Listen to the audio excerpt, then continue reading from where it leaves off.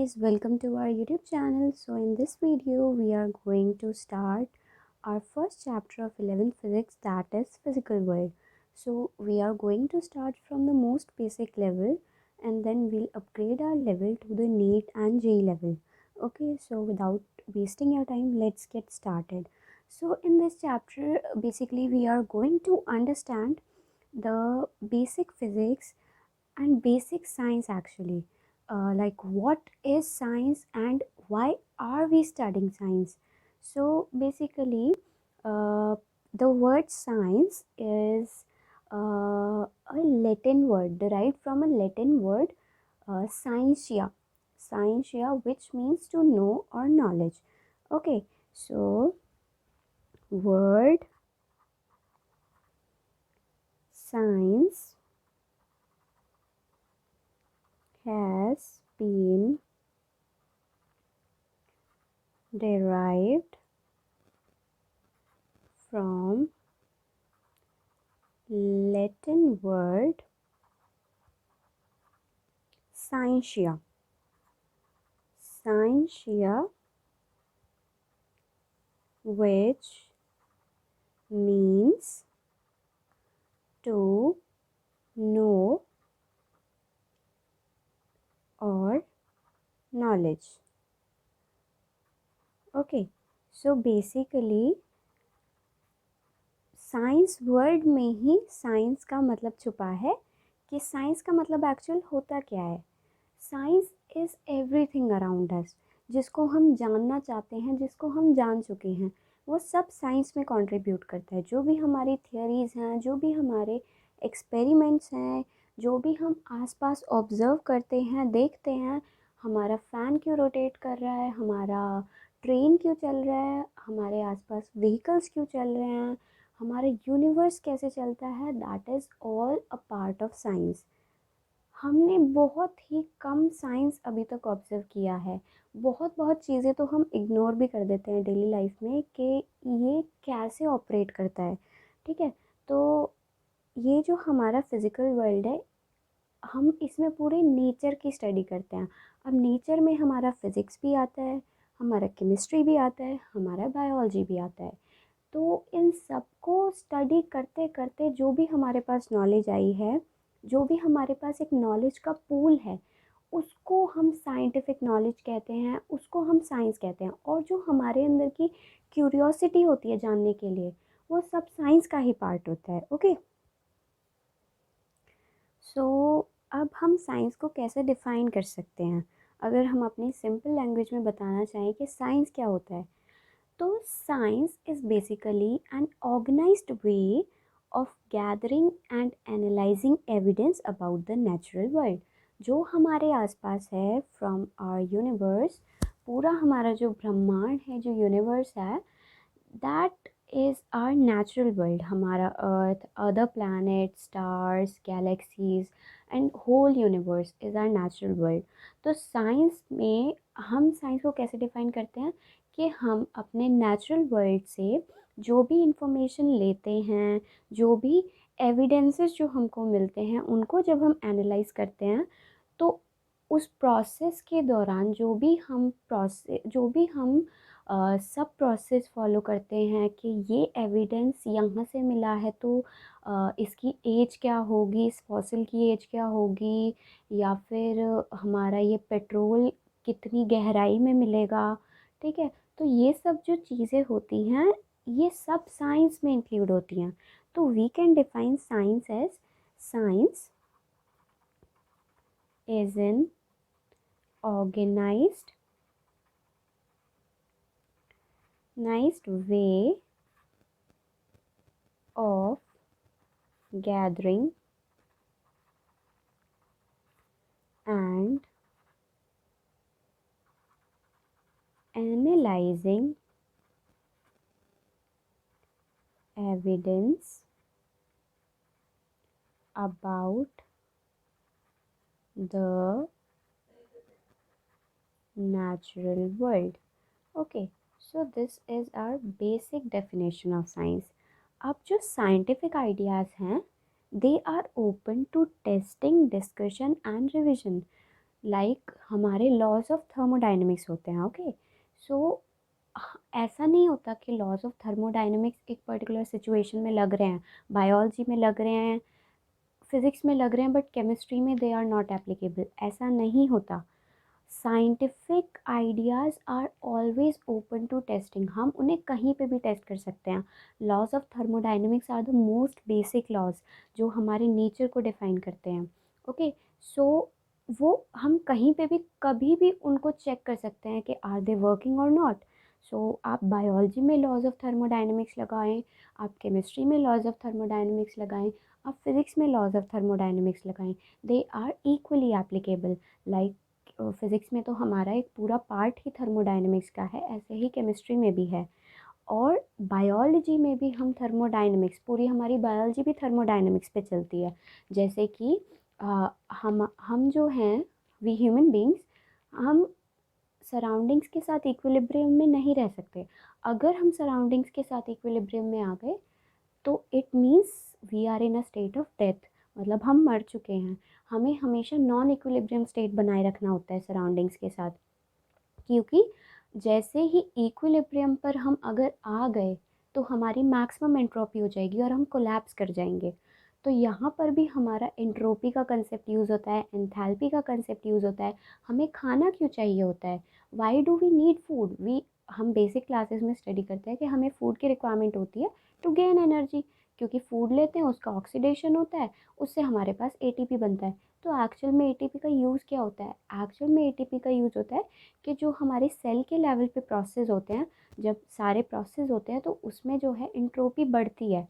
तो एंट्रोपी बढ़ती है तो वो इक्विलिब्रियम की तरफ जाता है, पूरा सिस्टम हमारा इक्विलिब्रियम की तरफ जाता है।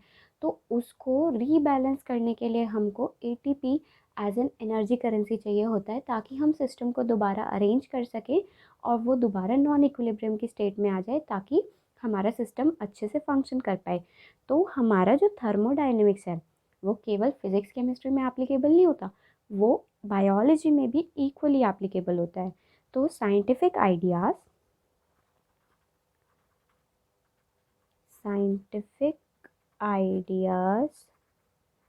आर ओपन टू टेस्टिंग,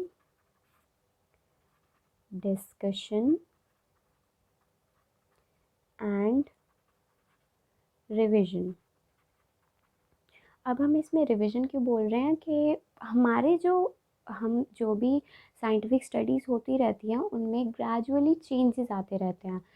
मतलब पहले साइंटिस्ट ने कुछ बताया, वो पार्शियली ठीक था, तो हम उसमें और इम्प्रूवमेंट करते हैं। तो हम उसको बार बार चैलेंज करते हैं कि ये ठीक है या गलत है। तो वो चैलेंज जब हम करते हैं तो हमें और इम्प्रूवमेंट का स्कोप मिलता है कि नहीं, इसमें थोड़ी सी गलती है, हमको यहाँ पे इम्प्रूवमेंट चाहिए।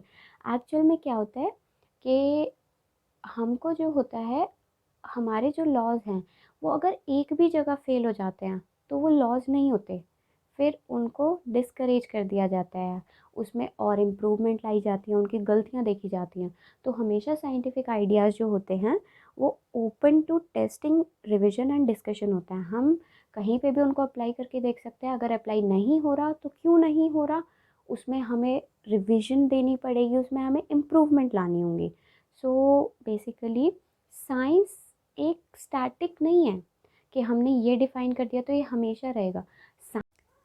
सो guys, science is dynamic in nature. So as I already discussed, ऐसा नहीं होता कि हमने जो एक बार, साइंटिस्ट ने जो एक बार बोल दिया वो हमेशा के लिए सत्य मान लिया जाए। एक्चुअल में जैसे कि मैं आपको एग्जांपल देती हूँ कि हमारे जो अभी हम Kepler laws of planetary motion पढ़ेंगे इन ग्रेविटेशन, वो डायरेक्ट इतने इम्प्रूवमेंट पे नहीं थे। पहले क्या था, सबसे पहले निकोलस कॉपरनिकस ने हीलियोसेंट्रिक थ्योरी दी थी। मतलब उसमें क्या था कि उन्होंने एज्यूम कर लिया था कि जो सन है वो हमारे सेंटर पे है और बाकी सारे जो प्लैनेट्स हैं वो सन के अराउंड सर्कुलर पाथ्स में, ऑर्बिट्स में घूम रहे हैं। ठीक है, ये उन्होंने दिया था जो कि उस टाइम ठीक माना गया था। उसके बाद टाइको ब्रैहे ने इसका एक्सपेरिमेंटल एनालिसिस किया। ठीक है, अब ये जो एक्सपेरिमेंटल एनालिसिस से डाटा आया, ये एनालाइज किया, फाइनली एनालाइज और देखा गया बाय जॉन्स कैपलर, जो कि हमारे Kepler's law of planetary motion के हेड हैं, जिनको हम हेड बोल सकते हैं, सीईओ।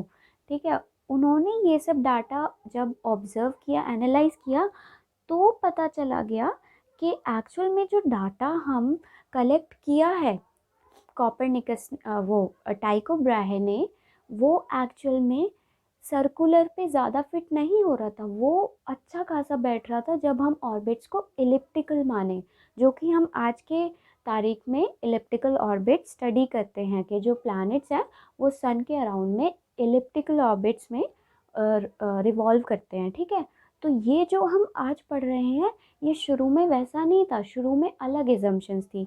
तो कभी कभी क्या होता है कि जो आपके शुरू में एक्सपेरिमेंट्स हैं या शुरू में जो लॉज दिए गए हैं उनमें हम थोड़ी बहुत improvement on the basis of data करके हम उनको फाइनली इम्प्रूव करके आगे हम स्टडी कर सकते हैं। बट कभी कभी क्या होता है कि पूरा सब कुछ ही चेंज करना पड़ता है, तो कभी कभी जो है पूरा सिस्टम ही चेंज करना पड़ता है।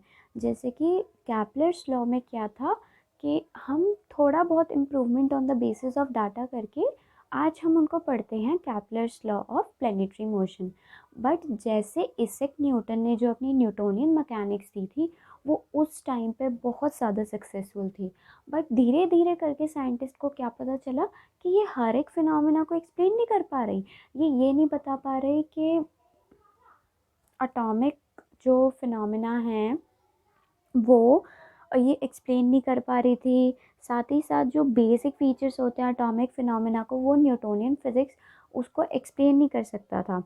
और जैसे ही उसके बाद हमारा जो फोटो इलेक्ट्रिक इफ़ेक्ट था उसमें हमारा वेव नेचर ऑफ लाइट बाद में आया एक्सपेरिमेंट्स के थ्रू। बाद में साइंटिस्ट को पता चला कि जो है हमारा लाइट जो होता है that poses wave particle dual nature. So इस सब चीज़ों में तो पूरा नया मैकेनिक्स ही डेवलप हो गया जिसको हम क्वांटम मैकेनिक्स कहते हैं। उससे पहले तक केवल न्यूटोनियन मैकेनिक्स ही था, सब कुछ न्यूटन ने जो मैकेनिक्स दी न्यूटोनियन मैकेनिक्स वही होता था। बट जैसे जैसे वो एक्सप्लेन नहीं कर पा रहा था बहुत सारे फिनोमेनास को, तो पूरा हमें नया मैकेनिक्स डेवलप करना पड़ा साइंटिस्ट को, जिसको हम आज की डेट में क्वांटम मैकेनिक्स बोलते हैं, जो कि एटॉमिक और मॉलिक्यूलर फिनोमेना के लिए मॉलिक्यूलर फिनोमेना सारे स्टडी करता है। Okay, science is always changing. पहले हम शायद कुछ और पढ़ते हों, जैसे कि पहले हमारा प्लूटो प्लैनेट में कंसीडर किया जाता था, but now it's not considered, क्योंकि हमारी साइंस में प्रोग्रेस हुआ तो हमें पता चला कि प्लैनेट होने के लिए क्या क्या क्राइटेरिया किसी चीज़ को फुलफ़िल करना पड़ेगा। अगर वो उसको फुलफ़िल नहीं कर पा रहा तो means we can not consider it as a planet. तो बहुत सारी ऐसी चीज़ें हैं जो हम पहले कंसीडर करते थे, बट जैसे जैसे हमारी साइंटिफिक नॉलेज डेवलप हुई, जैसे जैसे रिसर्चेस हुई, तो वो अब हम कंसीडर नहीं करते कि वो ऐसा होता है। बहुत सारे चेंजेस हो रहे हैं, बहुत सारी, जैसे कोरोना वायरस है जो हमारा, पहले उसकी एक पर्टिकुलर वैक्सीन बन रही थी, बट क्योंकि कोरोना वायरस के जो जेनेटिक मटेरियल है उसमें म्यूटेशन हो रहा है, तो वैक्सीन को भी उसी तरह से हमको चेंज करना पड़ रहा है, उसमें इम्प्रूवमेंट लानी पड़ रही हैं। तो हम ये नहीं बोल सकते कि पुरानी वाली वैक्सीन बहुत ही ज़्यादा इफ़ेक्टिव है, क्योंकि अब तो म्यूटेंट हो रहा है तो उसको चेंज करना पड़ेगा ना, वो वहाँ पे इक्वली इफ़ेक्टिव नहीं हो सकती जब म्यूटेशन हो गया। तो ऐसे ही हमारे साइंटिफिक आइडियाज़ ग्रेजुअली इम्प्रूव करते जाते हैं। तो साइंस इज़ ऑलवेज चेंजिंग। वो कभी भी एक अगर हमने एक चीज़ डिफ़ाइन कर दी एक टाइम पे तो वो हमेशा फिक्स नहीं हो जाती, वो हमेशा चेंज करती रहती है depending on the research improvement, सब चीज़ों पे डिपेंड करती है। ठीक है, तो science is always changing.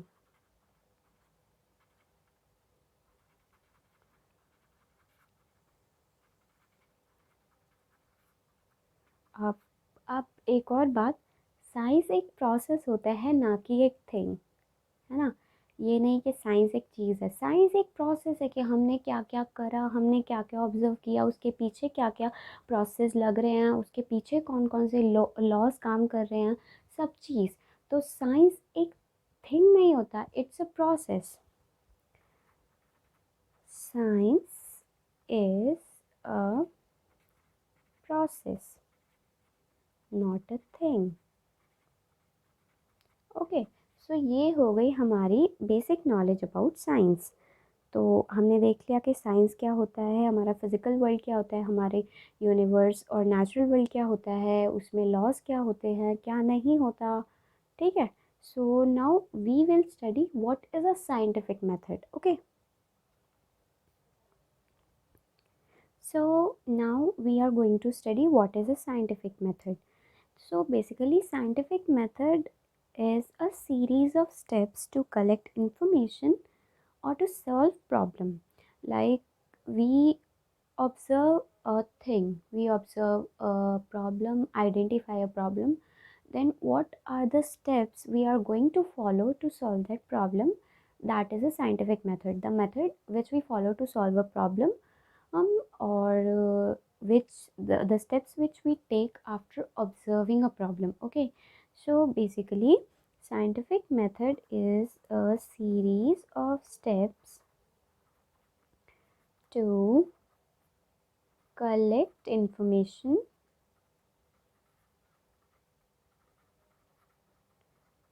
or to solve problems. Okay, so basically अगर हम मोटा मोटा बोलें तो ये जो इसके ये सारे इंटरकनेक्टेड स्टेप्स होते हैं, इनका एक एक पर्टिकुलर सीक्वेंस में हमको फॉलो करना होता है। तो so the steps are, first is identify a problem और observing a problem. Okay, and second step is creating a hypothesis,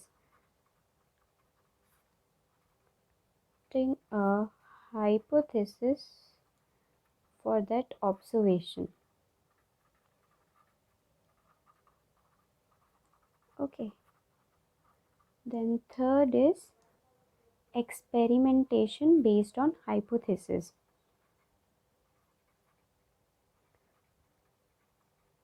Based on hypothesis. And fourth is analysis of the data, of the data collected from the experimentation, from experimentation. Fifth, we have conclusion, and last we have repetition of the process. Of the process. So let's see what each step means. So सबसे पहले हमको देखना होता है कि हम किस चीज़ को ऑब्ज़र्व कर रहे हैं। मान लीजिए, let me tell you a story which my teacher told for to make me understand this scientific method. Actual में साइंटिफिक मेथड होता क्या है? So my teacher told me a story from his college days. Okay, so मेरे teacher और उनके friend वो hostel में गए थे, मतलब जब कोई भी नहीं आया था, वो टाइम से पहले ही चले गए थे। तो रात हुई, अब रात के 1 या 2 बज रहे थे। तो उस टाइम पे मेरे टीचर और उनके फ्रेंड को कुछ अजीब सी आवाज़ सुनाई दी। लाइक जैसे बहुत तेज़ हवा चलती है ना, तो जब हमारी विंडोज़ खुली रहती हैं तो एकदम से बहुत तेज़ हवा जो आती है, तो उसकी जो आवाज़ होती है, बहुत जो विस्लिंग साउंड होती है, वो उनको सुनाई दी। तो अब इतनी रात को उनको फ़ील हुआ कि यार ये आवाज़ कहाँ से आ रही है। ओके। सो अब वो डर गए। अब उनको पता नहीं, कोई था भी नहीं, केवल मेरे टीचर और उनके फ्रेंड थे। तो उन्होंने सोचा कि यार ये कहाँ से आ रहा है, कहीं कोई भूत घोस्ट तो नहीं है, ghost. So they they try to figure it out कि हो क्या रहा है। सो वो अपने हॉस्टल रूम से बाहर गए कॉरिडोर में। उन्होंने देखा कि सब कुछ तो बंद था, तो ये आवाज़ कहाँ से आ रही है। तो अब देखो कि इस प्रोसेस में ऑब्जर्वेशन क्या थी या फिर प्रॉब्लम क्या थी। वो थी कि वो विस्लिंग साउंड। अब विस्लिंग साउंड जैसी उनको सुनाई दी, तो अब वो डर गए। अब उन्होंने हाइपोथेसिस तैयार की कि ये किसकी वजह से हो सकता है। हो सकता है कि विंडोज़ खुली हो, वहाँ से आवाज़ आ रही हो, या फिर हो सकता है कि कोई सांप हो बहुत बड़ा, या फिर हो सकता है कि कोई घोस्ट हो, ठीक है, या फिर हो सकता है कि कोई टैप जो है वो ऑन हुआ पड़ा हो, ठीक है। तो अब उन्होंने इतनी सारी हाइपोथेसिस तैयार कर ली। अब उन्होंने प्रॉब्लम आइडेंटिफाई की, उन्होंने हाइपोथेसिस भी तैयार की। अब उनको देखना था कि भाई एक्चुअल में रीज़न क्या है। अब उनको एक्सपेरिमेंट करना था। वो हॉस्टल रूम से बाहर निकले डरते डरते कि कहीं कोई भूत तो नहीं है। सो वो बाहर गए। उन्होंने देखा कि विंडोज़ तो सब कुछ बंद था। तो पहली हाइपोथेसिस तो गलत हो गई कि विंडोज़ से तो कोई हवा की साउंड आ ही नहीं रही। अब वहाँ वो आगे बढ़े कॉरिडोर में, तो आवाज़ तेज़ होती गई। अब जैसे ही वो एंड पे पहुँचे तो वहाँ पे एक किचन था। तो वहाँ पर अब वहाँ पे कोई सांप भी नहीं था। तो सेकंड हाइपोथेसिस भी ख़राब हो गई। थर्ड हाइपोथेसिस थी कि कोई घोस्ट हो मे बी। वहाँ घोस्ट भी नहीं दिखा उनको, तो वो भी ख़त्म। ठीक है। अब वहाँ पे जो था किचन में, जो डिशेस वॉश करने के लिए जो वॉश बेसिन होता है, उसका उन्होंने टैप देखा, वो ओपन था और वहीं से आवाज़ आ रही थी। तो अब उन्होंने क्या किया कि उस टैप को बंद किया। अब उन्हें हाइपोथेसिस पता चल गई कि हाँ ये इसकी वजह से हो रहा है। ठीक है, उनको प्रॉब्लम पता चली। उन्होंने हाइपोथेसिस भी रेडी की और उनको पता भी चला कि टैप में पानी नहीं है, उसकी वजह से यहाँ पर टैप में हवा है जो कि साउंड प्रोड्यूस कर रही है। तो उन्होंने क्या किया, अब उन्होंने इतना आइडिया लगा लिया कि हाँ इसी की वजह से हो रहा है। तो अब उन्होंने क्या किया,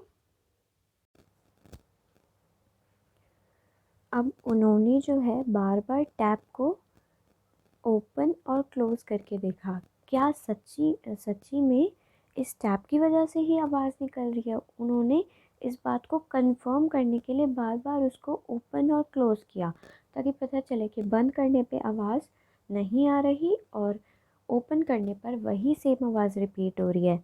तो उन्होंने ये एक्सपेरिमेंट किया तो उनको पता चला हाँ इसी की वजह से हो रही है। तो उन्होंने कंक्लूजन निकाला।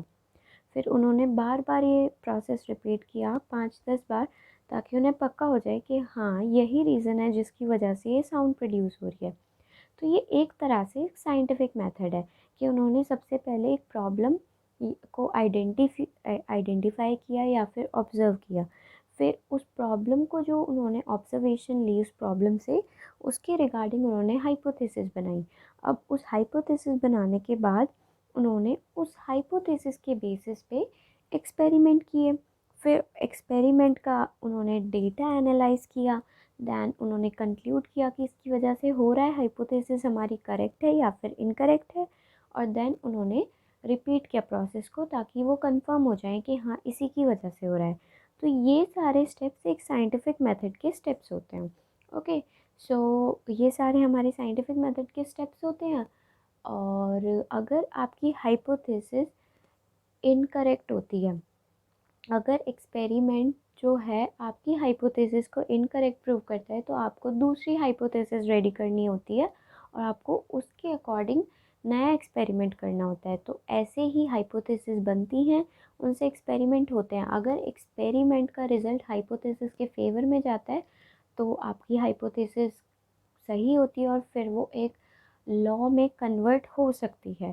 ठीक है। So this is the process of a scientific method. हमने साइंटिफिक मेथड भी पढ़ लिया, हमने ये भी पढ़ लिया कि बेसिक फ़िज़िक्स क्या होती है। बेसिक फ़िज़िक्स हमारी नेचुरल साइंस में हमारा फ़िज़िक्स भी आता है, केमिस्ट्री भी आता है, बायोलॉजी भी आता है। तो बेसिक जो हमारी फ़िज़िक्स होती है वो नेचुरल साइंस का एक डिसिप्लिन होता है जो कि हम स्टडी करते हैं। इसको हम संस्कृत में भौतिक विज्ञान भी बोलते हैं। तो इसमें दो बड़े ही इम्पॉर्टेंट एस्पेक्ट्स को हम स्टडी करते हैं फ़िज़िक्स में। एक होता है यूनिफिकेशन और एक होता है रिडक्शनिज़म। ये दो बहुत ही ज़्यादा इम्पॉर्टेंट एस्पेक्ट्स होते हैं। तो हम बारी बारी से यूनिफिकेशन और रिडक्शन की एस्पेक्ट को एक बार देख लेते हैं। ओके, सो फिज़िक्स में यूनिफिकेशन क्या होता है? हम फिज़िक्स को मेनली हम दो एस्पेक्ट्स में डिफ़ाइन कर देते हैं। एक होती है यूनिफिकेशन वाली अप्रोच और एक होती है रिडक्शनिज़म वाली अप्रोच। ओके, सो यूनिफिकेशन वाली अप्रोच हमको बोलता है कि आप पूरे जो नेचर में फ़िज़िकल फिनोमेनाज हैं, मोस्ट ऑफ द फ़िज़िकल फिनोमेनाज, आप वो कुछ जो है कंसेप्ट और लॉज से वो स्टडी कर सकते हो। ठीक है, सो फिज़िक्स में हम जो है मोस्टली नेचुरल फिनोमेनाज और जो भी हमारे आसपास जो प्रोसेस होते हैं उसको कुछ पर्टिकुलर कंसेप्ट्स और लॉज से स्टडी कर सकते हैं। This is unification. जैसे कि हमारा जो न्यूटन लॉ ऑफ ग्रेविटेशन है, लॉ ऑफ ग्रेविटेशन है, वो हर जगह अप्लाई होता है। आप जो न्यूटन के ऊपर एप्पल गिरा था वो उसको भी स्पेसिफाई करता है कि वो क्यों गिरा। वो ये भी बताता है कि हमारे जो अर्थ है उसके अराउंड मून चक्कर क्यों लगाता है, और साथ ही साथ वो ये भी बताता है कि सन के अराउंड प्लैनेट्स क्यों रिवॉल्व करते हैं। तो एक सिंगल लॉ ऑफ ग्रेविटेशन ने ये सारे एस्पेक्ट्स बता दिए। तो एक सिंगल लॉ देखो कितनी सारी चीज़ें एक्सप्लेन कर सकता है। ऐसे ही हमारे जो मैक्सवेल सर थे, साइंटिस्ट थे, उन्होंने इलेक्ट्रोमैग्नेटिज्म पे बहुत रिसर्च किया और उनके जो कॉन्सेप्ट्स हैं इलेक्ट्रोमैग्नेटिज्म पे वो एटॉमिक लेवल पे भी लगते हैं और वो टेरेस्ट्रियल लेवल पे भी लगते हैं और वो इंटरस्टेलर लेवल पे भी लगते हैं, मतलब स्पेस में यूनिवर्सल लेवल पे भी लगते हैं। तो वो एक छोटा सा इलेक्ट्रोमैग्नेटिज्म का कंसेप्ट, एक छोटा सा लॉ ऑफ ग्रेविटेशन देखो कितनी जगह अप्लाई हो रहा है।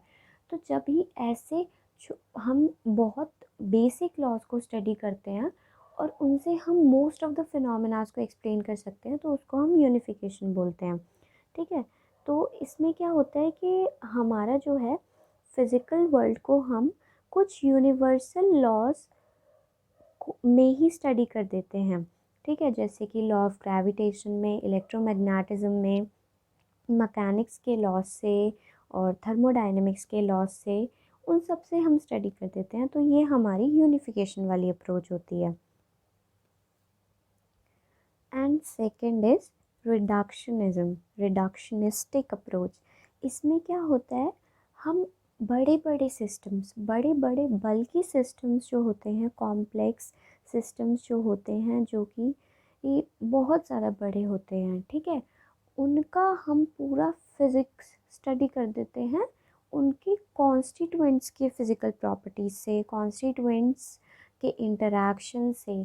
जैसे कि हमारा जो थर्मोडायनेमिक्स होता है उसका मेन कंसर्न होता है कि वो जो भी हमारे बल्क मैटर हैं उन सब का थर्मोडायनेमिक प्रॉपर्टीज़ बताना, और मतलब उसका एंट्रोपी, इंटरनल एनर्जी, जो भी सारी मैक्रोस्कोपिक क्वांटिटीज़ होती हैं जैसे कि इंटरनल एनर्जी, एंट्रोपी और टेम्परेचर और प्रेशर और वॉल्यूम, ये सब हमको थर्मोडायनेमिक्स बताता है। बट एक्चुअल में थर्मोडायनेमिक्स पूरा रिडक्शनिस्टिक अप्रोच पे चलता है। कैसे, वो जो है जैसे कि हम आगे पढ़ेंगे काइनेटिक थ्योरी ऑफ गैसेस, उसमें हम मॉलिक्यूल्स को स्टडी करते हैं कि मॉलिक्यूल की इंटरनल एनर्जी कितनी है, मॉलिक्यूल की रूट मीन स्क्वायर वेलोसिटी कितनी है, मॉलिक्यूल की एवरेज वेलोसिटी कितनी है, या फिर उसकी अपने पास आरएमएस कितनी है, एवरेज कितनी है, या फिर मोस्ट प्रोबेबल स्पीड कितनी है। तो ये सब हम वहाँ पे गैस मॉलिक्यूल्स की स्टडी कर रहे होते हैं, ठीक है।